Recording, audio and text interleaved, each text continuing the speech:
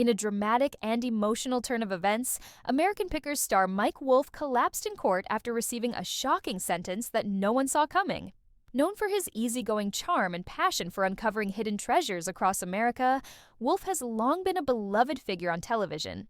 But the courtroom scene that unfolded this week has left fans reeling, and the world of antiques and reality TV changed forever. The courtroom was packed with reporters, fans, and legal observers as the judge prepared to deliver the sentence. Wolfe, who had been under investigation for several months due to alleged financial crimes and unlawful dealings involving antique acquisitions, stood stoically as the charges were read. Prosecutors had accused Wolfe of wire fraud, tax evasion, and knowingly dealing in stolen artifacts, claims that seemed far removed from the warm, bike-riding treasure hunter viewers came to love on American Pickers. But when the judge announced a sentence of 14 years in federal prison, the room gasped. Moments later, Wolfe reportedly staggered, clutched the table in front of him, and collapsed to the courtroom floor.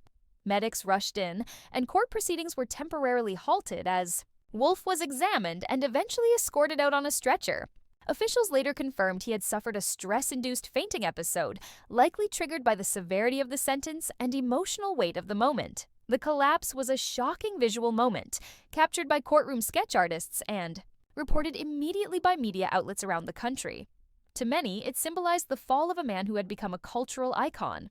Wolfe had built his reputation on preserving history and connecting with everyday Americans who owned pieces of the past. His chemistry with co-host Frank Fritz, before their falling out, and his folksy charisma made him a household name. But behind the scenes, authorities alleged Wolfe was cutting corners and violating federal regulations on antiquities.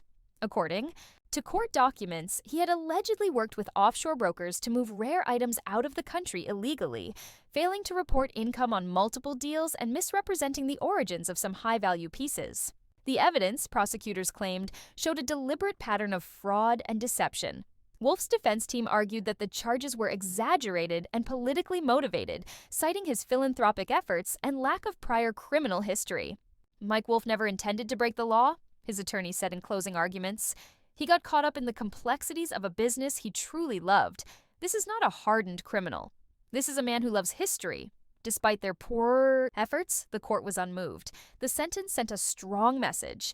Even the most admired figures in pop culture are not above the law.